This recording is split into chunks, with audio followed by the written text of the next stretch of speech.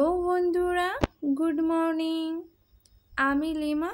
কেমন আছো তোমরা সবাই? আশা করছি তোমরা সবাই খুব ভালো আছো এবং সুস্থ আছো। আমরাও ভালো আছি, সুস্থ আছি। আরও একটি নতুন সকাল, নতুন ভিডিওতে তোমাদের সকলকে জানাই অনেক স্বাগত, অনেক ভালোবাসা। এই যে সকাল সকাল তো উঠে পড়েছি। ঘুরতে এখন বাজে প্রায় 5:30টার কাছাকাছি। আর কি বলো তো, আজ না ঘুমটা হঠাৎ করেই ভেঙে গেল, বুঝতে পারলাম না। কারণ আবহাওয়াটা বেশ ঠান্ডা তো, আর রাতের দিকে বেশ একটু ঠান্ডা ঠান্ডা পড়েছে। এই জন্য হঠাৎ করে শীত লেগে উঠে ঘুমটা ভেঙে গেল। এই জন্য ভাবলাম উঠেই পড়ি, সকাল সকাল উঠে পড়লে কাজগুলো সকাল সকাল সারা হয়ে যাবে। এই জন্য আগু পিছু না কিছু ভেবেই উঠে পড়লাম। উঠে এই যে আগের টেবিলটা গুছিয়ে নিচ্ছি।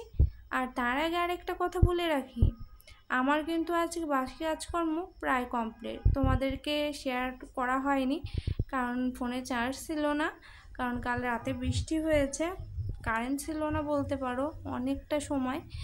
এই জন্য ফোনটা চার্জে দেওয়া হয়নি।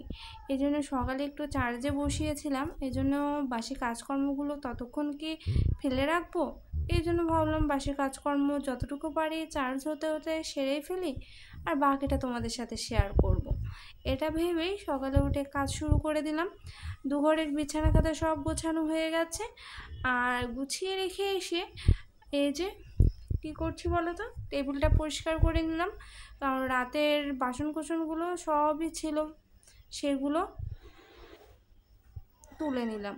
তুলে নিয়ে আর এই যে আজকে একটা সকালে ওষুধ আছে, ওষুধটা খুবই নাকি খারাপ খেতে, কেমন একটা ওষুধের গন্ধটা একদমই সহ্য করতে পারি না, আমার কেমন বমি আসে। এর জন্য ওষুধটা একটু ভেঙে নিলাম, যদি গিলতে একটু সুবিধা হয় এটা ভেবে। আর ঘরদোরগুলো ঝাড়ু দেওয়া হয়ে গেছে, ব্রাশ করে ওষুধটা খেয়ে নিলাম। আর এই ওষুধ খেতে গিয়ে আমার পুরো চোখ দিয়ে জল বেরিয়ে গেছে, জানো না তো বন্ধুরা। কারণ ওষুধ খাওয়ার মতো কষ্টর কাজ যেন আর হয় না। দেখো আমার মুখের অবস্থাটা, চোখ দিয়ে পুরো জল বেরিয়ে গেছে, এতটা কষ্ট হয়েছে গিলতে। আর তোমাদের সকলকে শুধু একটাই অনুরোধ রইল, ভিডিওটা স্কিপ না করে দেখার জন্য। আশা করছি এই ভিডিওটা তোমাদের ভালো লাগবে। আর এই যে চলে আসলাম বাকি কাজকর্মগুলো সারতে। আজকে ভাবছি একটু আসবাবপত্রগুলো একটু পরিষ্কার করব, কারণ দুদিন আগে তো ঝড় হয়েছে, এগুলো আর পরিষ্কার করা হয়নি। ঘরদোর তো ঝাড় দিয়েছি, মুছেছি, যেটুকু হাতের কাছে পেয়েছি সেটুকুনি পরিষ্কার করাই হয়েছে। আর ভাবছি দেখেছো টিভির টেবিলটা কী পরিমাণ সাদা হয়ে আছে ধুলোতে, এই জন্য ভাবলাম একটু মুছেই দিই স্নান করার আগে। এটা ভেবেই যেই ভাবা সেই কাজ, ভাবতে ভাবতে চলে আসলাম টিভিটা পরিষ্কার করার জন্য। আর যতটা পারি পরিষ্কার করে রাখবো, আর দেখি আর কি করা যায়। কারণ কি বলতো বন্ধুরা, সামনের পরে যদি এমন ধুলো ময়লা লেগে থাকা দেখা যায় তাহলে কতক্ষণ ভালো লাগে বলো তো। পরিষ্কার না করা পর্যন্ত যেন শান্তি হয় না। আর একটা কথা কি জানো বন্ধুরা, ভাগ্যের এমন একটা নির্মম পরিহাস আমাদের জীবনে, যেটা জীবনে কখনো কল্পনাও করতে পারিনি জানো, যে আমাদের দুজনের ভাগ্যে এমনটা লেখা ছিল, বা এমনটা কখনো হতে পারে আমাদের সাথে। জীবনটা একটা বলতে পারো না, মানুষ ভাবে না যে জীবনটা পুরো সিনেমার মতো হলে কতই না ভালো হতো, তাই না? কিন্তু সেটা কি আদৌ সম্ভব বলো? জীবনটা তো আর সিনেমা নয় সত্যি। আর এই যে তোমাদের সাথে কথা বলতে বলতে আলমারিটাও গুছিয়ে নিলাম। যেমন ধরো আজ ভাড়া বাড়িতে আছি, অন্যের বাড়িতে আশ্রিতের মতো। হ্যাঁ, টাকা দিয়েই আছি, বিনা পয়সায় নেই, কিন্তু তারপরেও একটা পিছু টান থেকে যায় না, যে অন্যের বাড়ি, অন্যের কথা মেনে চলো, শুনে চলো, এটা করা যাবে না, ওটা করা যাবে না, এখানে যাওয়া যাবে না, এমন একটা ব্যাপার থেকে যায় না। নিজের বাড়ি তো নিজের বাড়িই হয়, কিন্তু থেকে থেকে বড্ড কষ্ট হয় জানো। কারণ জীবনে কখনো ভাবিনি নিজের শ্বশুর বাড়িতে আমার মেয়াদটা বেশি দিন নেই, মাত্র 5 বছর থাকতে পেরেছি শ্বশুরবাড়িতে। আর এই যে একটা বছর তো ভাড়া বাড়িতেই কাটিয়ে দিলাম, কিছু করার নেই জানো তো, পরিস্থিতি এমন যে থাকতে না চাইলেও তোমাকে থাকতে হচ্ছে, কিচ্ছু করার নেই গো। থেকে থেকে বড্ড ইচ্ছা করে যে ছুটতে চলে যায়। বাড়ি আছে, সবই আছে, কিন্তু যাওয়ার কোনো অধিকার নেই। আজ কিছু মানুষের লোভের কারণে, টাকার লোভ বলতে পারো, আমাদের পথে নামানোর লোভ বলতে পারো, সবটা মিলিয়ে আজ আমরা পুরোটাই নিঃস্ব হয়ে গেছি বলতে পারো। আবার মাথা উঁচু করে দাঁড়ানোর চেষ্টা করছি, যদি কখনো পারি নিজের একটা ছোট্ট বাড়ি বানাবো, যদি কপালে থাকে। এখন সবটাই না কেমন ভাগ্যের উপর, কপালের উপর ছেড়ে দিয়েছি, যেটা হবে সেটাই মেনে নেব, মেনে না নেওয়ার তো কিছু নেই। এটাই, অনেক কথা বলে ফেললাম। আর এই যে পাশে কাজকর্মটা আমার প্রায় শেষ করে ঘরটাও মুছে নিয়েছি, মুছে এই যে স্নান সেরে ফুল তুলতে চলে এসেছি। আজ অনেক দিন পরও 2টা জবা ফুল ফুটেছে জানো। ওপাশে একটা ফুটেছে, ওইটা আর নিলাম না, কারণ ওটা হাতে পাবো না বিধায় ওটা আর নিলাম না। আর এই যে বরের কিছু জামা কাপড় ভিজিয়েছিলাম, সেগুলো নেড়ে দেওয়ার জন্য ব্যালকানিতে আসলাম, কারণ নেড়ে দেওয়ার মতো আর তো কোথাও জায়গা নেই। আর ছাদের উপরে যাওয়ার পারমিশন নেই বলতে পারো, পরের জায়গা তো। দেখা যাচ্ছে ছাদের পরে যেতে গেলেও চাবিটা দাও নিয়ে আসতে হবে, যে এই চাওয়া চাই ব্যাপারটা না হয় না। জন্মের পর থেকেই নিজের বাড়িতে থেকেছি, নিজের যেটা ভেবেছি সবটা নিজের, কখনো ভাবিনি যে কখনো এমন ভাড়া থাকতে হবে। তাও আবার দেখতে দেখতে একটা বছর কেটে গেছে জানো। একটা সময় ছিল যখন আমি শ্বশুরবাড়িতে প্রথম পা রেখেছিলাম, তখন না প্রথম ঘুমাতে পারতাম না, কারণ শ্বশুরবাড়িটা প্রায় রাস্তার সাথেই বলতে পারো, গেট থেকে 1 পা দিলেই রাস্তা পাওয়া যাবে, এমন একটা জায়গায়। তাই গাড়ি ঘোড়ার যাতায়াত তো লেগেই ছিল। প্রথম ঘুমাতে পারতাম না, আস্তে আস্তে শুয়ে গিয়েছিল জানো। কিন্তু দেখো ভাগ্য এমনই খারাপ যে সেখানেও ঠাঁই বেশি দিন হলো না। ভেবেছিলাম যদি কখনো ও বাড়ির থেকে বেরোই তাহলে মৃত্যুর পরেই বেরোবো, কিন্তু ওই যে কপালে না থাকলে কি ঠকালে হবে কি, কথায় আছে না, সেটাই। আর যে দুপুরে রান্না করতে চলে আসলাম বন্ধুরা।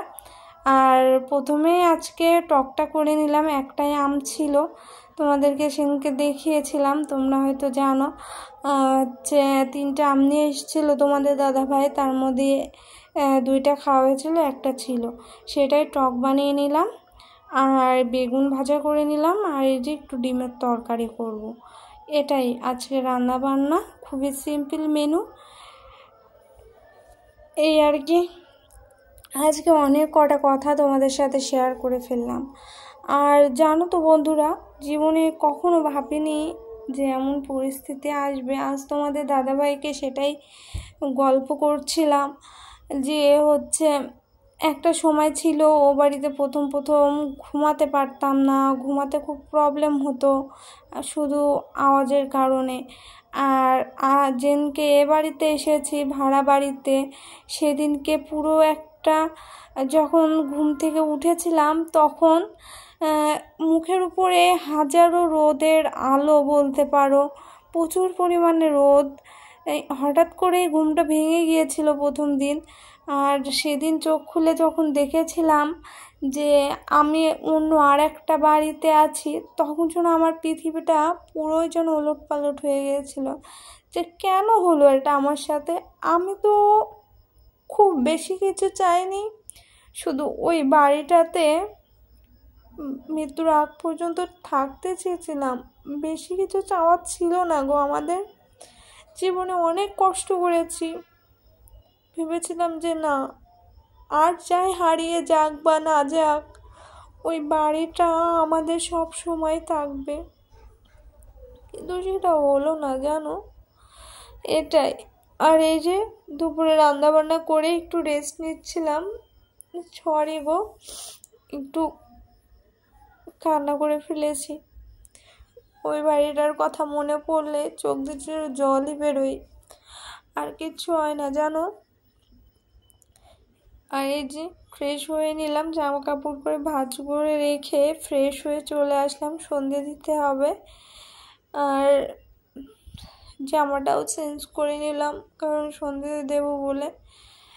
সন্ধেটা দিয়ে নিই। আর আজকের ভিডিওটা কেমন লাগলো না লাগলো সেটা অবশ্যই কমেন্টে জানাতে ভুলো না কিন্তু তোমরা। আর আশা করছি আমার ভিডিওগুলো কোনো একটু অংশ যদি তোমাদের ভালো লাগে তাহলে অবশ্যই চ্যানেলটি সাবস্ক্রাইব করে দিও বন্ধুরা। আর এভাবে আমার পাশে একটু তোমরা থেকো, যাতে আমি একটু একটু করে পথটা চলতে পারি। একমাত্র তোমরা আর আমার পাশে আছে বলতে পারো তোমাদের দাদা ভাই। এই তোমরা তোমাদের দাদা ভাই আছে বলে আমি মানুষটা এখনো হাসি। এটাই জানো, আমি হাসতে খুব ভালোবাসি, খেতে খুব ভালোবাসি, ঘুরতে খুব ভালোবাসি, কিন্তু আস্তে আস্তে ইচ্ছাটাই যেন মরে যাচ্ছে। দিন দিন যেন একটা ঘরবন্দি মানুষ হয়ে যাচ্ছি।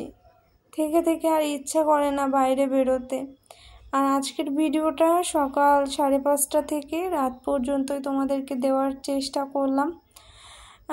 যা করি না করি, কিভাবে আমি একা হাতে আমার সংসারটা সামলাই না সামলাই সেটাই তোমাদের সাথে শেয়ার করলাম।